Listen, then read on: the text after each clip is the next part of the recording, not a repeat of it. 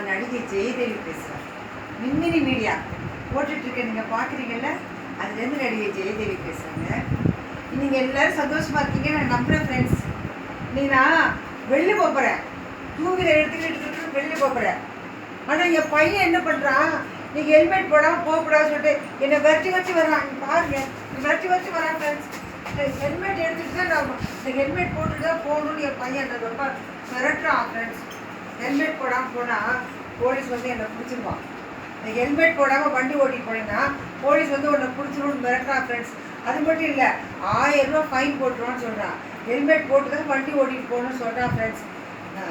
அவன் சொல்கிறது கரெக்டு தான். நம்ம கவர்மெண்ட்டுக்காக இல்லை, நம்ம 1000 ரூபா ஃபைனுக்காக இல்லை, நம்ம உயிரை பார்க்கணும்ல, நம்ம உயிரை பாதுகாத்துக்கணும்ல. என் பையன் சொல்கிறது கரெக்டு தானே.